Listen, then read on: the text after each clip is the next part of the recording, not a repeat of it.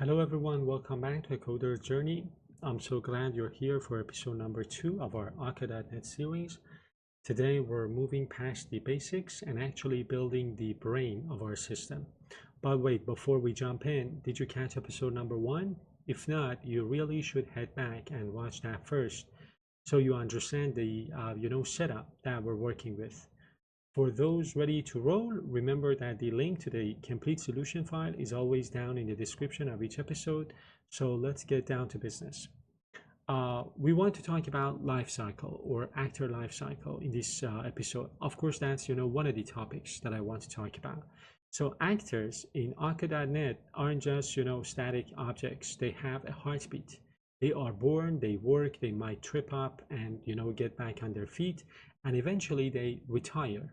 So understanding this life cycle is the key to building apps that never truly crash. So in order to better understand this concept of life cycle, we are creating a demo actor, like to visualize the different stages an actor goes through. So from the moment it's created until it's shut down, using the built-in hooks or methods that Akka.NET provides. So what I want to do inside of my project, by the way, I am on episode number 2. I'm going to create a new actor, and here I want to show you how these life cycle hooks or the overall concept of life cycle works. Let's create a quick actor inheriting from receive actor, as we discussed in the previous episode. And then the lifecycle actor has a constructor for now. As always, provided that it receives a string, it will put this into the console, and then we can override different methods to control the life cycle of our actor. So one of them is pre-start. The next one, which I will discuss shortly, is post-stop. And then we have another one called pre-restart. Take a look at the signature of each one of these method overrides. So as you can see, again, different lifecycle methods that you can override to control the lifecycle of your actor. And the last one that I want to talk about is post-restart. Again, what I want you to notice is the kind of the signature of each one of these method overrides. Let's go through them. Let's talk about them again, because this is the first time we're seeing these. I would like to explore them a little bit in depth. So pre-start, again, think of this as the actor waking up. So it runs once before the actor processes its first message. Then you've got post-stop. So post-stop, this is like the goodbye message, if you will. So it runs when the actor is being destroyed. Then you've got pre-restart, post-restart. These are special, again, if your code throws an error or crashes, Akka.NET doesn't just kill the app, it can restart the actor. And these methods allow you to clean up or log what went wrong during the recovery. And then you've got pre-restart. So you've got post-restart, pre-restart. And pre-restart, again, this kind of tells Akka.NET to do its standard cleanup while we add our custom logging. So different types of, lifecycle methods. And this actor sits in our infrastructure layer as the previous actor that we created in episode number 1. And it kind of demonstrates how every actor we build from here on out. So like our order actors that we will create in this episode. So to test things out, I'm gonna put this actor into practice to see how these lifecycle methods actually work. So let me first do something. I'm gonna rename this code file to lifecycle actor, rename file. And then you remember probably from the previous episode that we could create our different actors here. So let me go ahead and create an instance of my lifecycle actor and tell it hello message. So this is the hello message. And let me do something. I'm going to comment out this line of code for now. And I want to run the API one more time, pin this window, and see what will happen. So it says lifecycle actor starting up. Lifecycle actor received hello lifecycle. So this comes from the constructor, right? So instead of the constructor, we are, putting this message. And this starting up comes from the pre-start method. And if you really want to test these, lifecycle methods, you can do something. You can, simulate a crash or an exception. Let me change the code inside of this, constructor.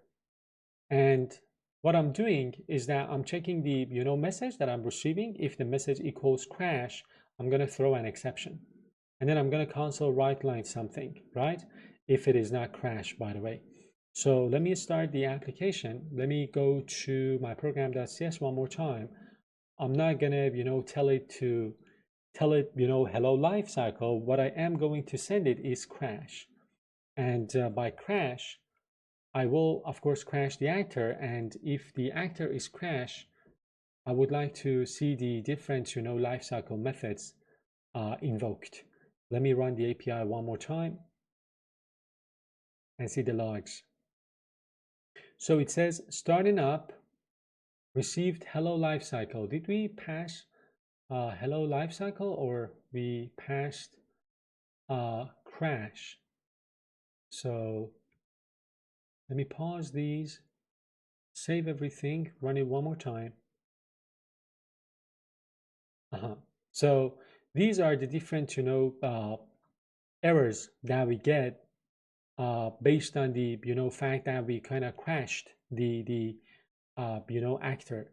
Again, this is not the main point of this video. The main point is to start creating our messages, but I just wanted to show you that the different lifecycle, methods actually work if you crash your actor. So it says starting up, restarting due to simulated crash, which is something that we put inside of the actor, and then it says stopping, restarted, starting up, and so on. Let's shut down the API, and I'm gonna continue with my application because I want to start creating messages. Let's talk about this actually. Let's talk about messages and immutability. So in Akka.NET, actors don't talk to each other by calling methods. This is something that I told you in the previous episode as well. So rather than communicating directly, they send records or messages, and those records must be immutable. So meaning once they are sent, they cannot be changed. It's like sending a sealed letter instead of sharing a whiteboard.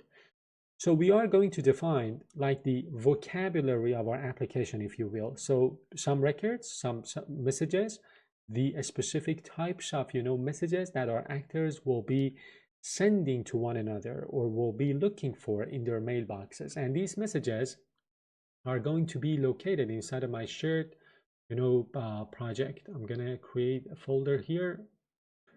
I'm gonna call it messages, and I'm gonna add a new code file here. And I want to create my messages as records. So these are simple records. That record is a special type in C#. It is read-only by default.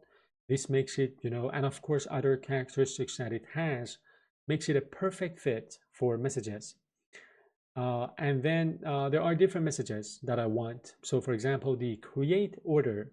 So this defines exactly what information is needed to start an order. Once you create this message, no one can change the order ID or quantity. Again, immutability. No one can change those while it's traveling through the system, and this prevents so many issues like threading bugs, where two things try to change the same data at the same time. As I told you, these live in the shared project, because both the web API, so the sender, and the actors like the receivers need to know what these messages look like. And what I want to do now is to move these to their different code files.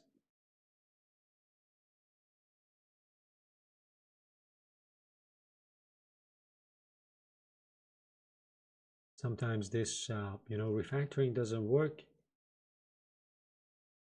I need to do it this way. This one always works. And then I'm going to rename the file here. So my messages are defined now, right? And I will be able to start creating my actors. So we'll start the one of the real actors inside of our system. So right now we have two actors, hello actor and lifecycle actor. Let's build the star of the show, so the order actor. Each instance of this new order actor will represent one specific order in our system. Again, think about immutability.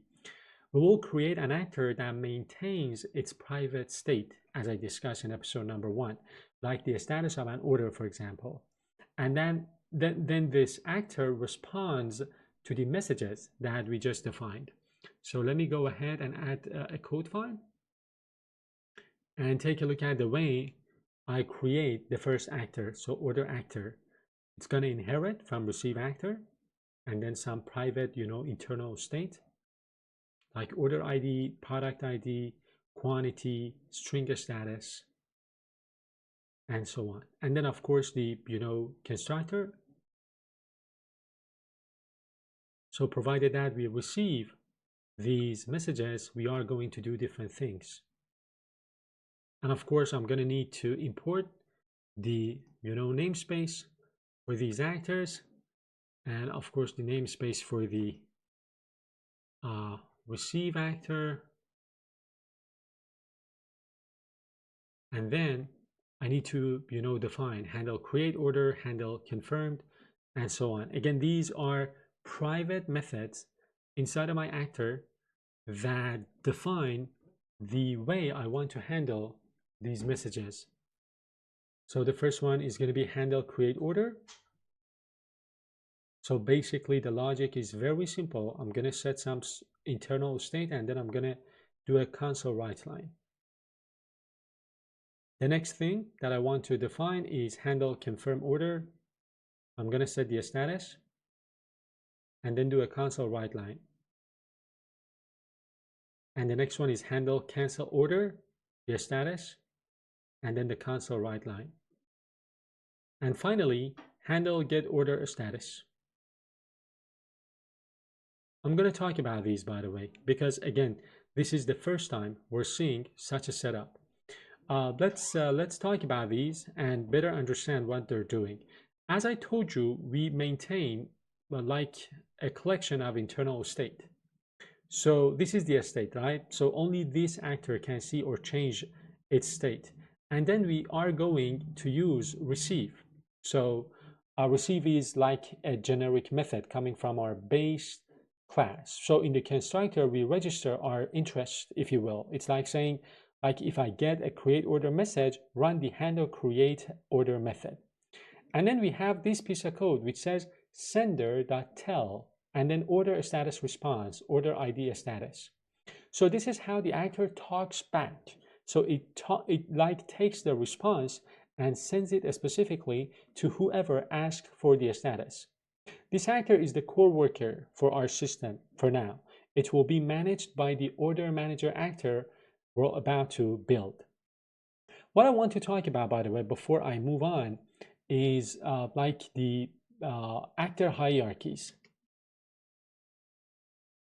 I already, touched upon this topic in the previous episode. But remember that in Akka.NET, actors are organized like a company. So you have managers and you have workers. So if a worker fails, the manager decides what to do. This is called a hierarchy. So we're going to create a parent, actor whose job isn't to process, orders, but to create and keep track of the child actors that create orders, process orders, and so on. So let me do something. Let me add a new code file to my actors, folder. By the way, I want to rename this code file to order actor. And here, I'm going to create a new actor. And I'm going to call it, let's say, order manager actor. It inherits from receive actor. And then it maintains a dictionary. And then it has this constructor.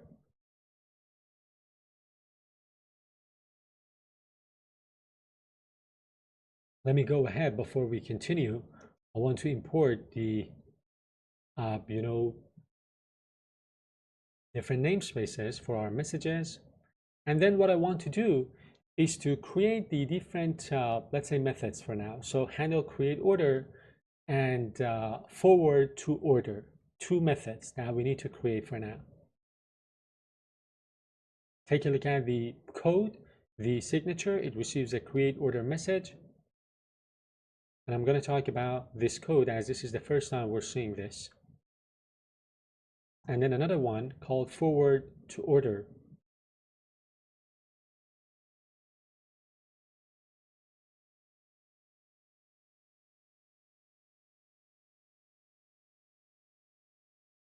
Let's talk about this before we continue. First off, the dictionary that we have here, right? This is the manager's filing cabinet, if you will. So it maps an order ID, the specific actor. And then you've got context, the actor of. This is the first time we're seeing this piece of code. So this is crucial here. When a parent uses context, it creates a child actor. So the parent is now responsible for that child's life or life cycle.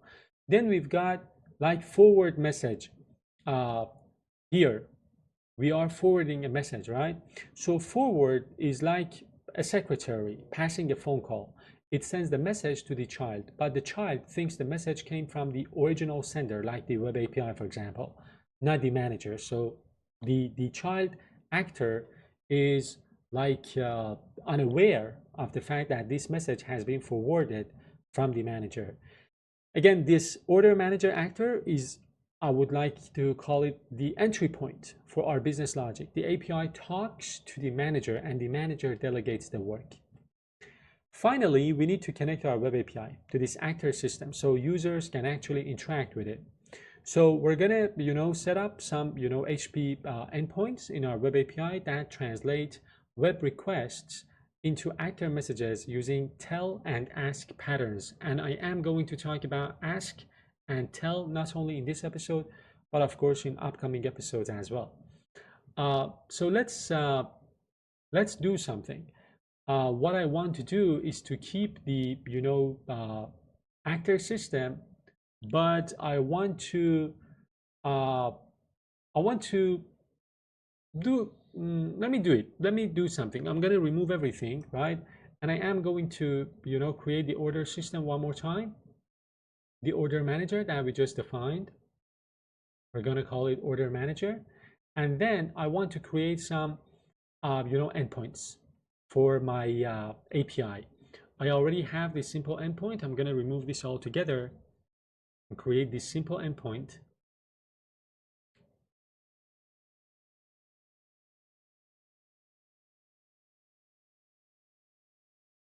I'm going to need another endpoint for confirm.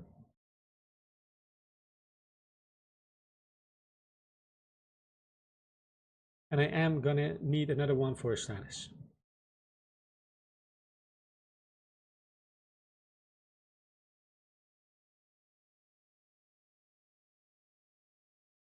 So these are the different endpoints that I'm going to need. I just need to import this namespace. And this is going to be map get. And I can, talk about what I did here. So as you can see, we're using, tell, and ask. So I'm going to talk about these in upcoming episodes as well. But to tell you briefly what they do, so when we say order manager.tell, tell is used for like create and confirm. So we send a message and don't wait for an answer. It's fast and efficient, fire and forget. But when we say order manager.ask for the status, it's like, sending a message and awaiting a response. So we also set a time span for timeout, so the API doesn't hang forever if the actor is busy. This connects our infrastructure, our Arca.net, to our API layer, making the system accessible to the outside world via, simple URLs. And to test this, we can add some more requests to our HP file that we, had in the previous episode. And we will, run the API. We will hit those endpoints, like the create endpoint.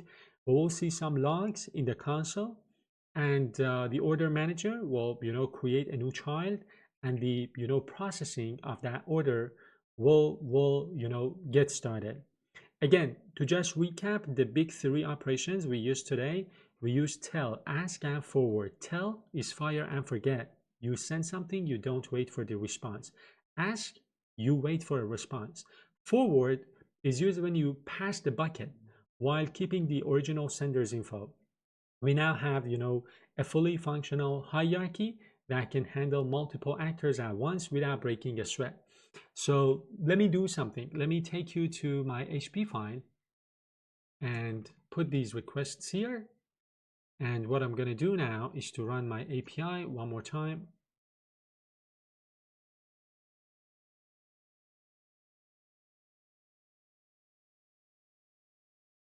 I can pin the window and I can start like creating an order. I see the logs. It says order actor, created order for this product. And then I get the response. Then the confirm order, it says order actor, order confirmed. Then I get my check order status confirmed. And then I have my confirm for the next order. It says no actor found for order 99.99. Exactly, because this order was not created, right? So this is it. The different endpoints and the way that, the setup works, the manager and the different messages that we have and the actor that we have. So right now, let me, by the way, rename this code file. So we have we have a manager actor, an order manager actor, and we have an order actor. And we can go ahead and remove hello actor and lifecycle actor. I will probably do that off screen. And that's a wrap on episode number 2. You've just built your first actor hierarchy. That's a huge milestone, I guess. As always, guys, if you enjoyed this, please subscribe to A Coder's Journey and give this video a thumbs up. It helps me keep these tutorials coming. Stay tuned for the next video where we will be going to, talk about other topics like persistence, and make sure that, our system kind of, survives even if the system restarts. I'll see you in the next one. Happy coding. Take care and bye-bye.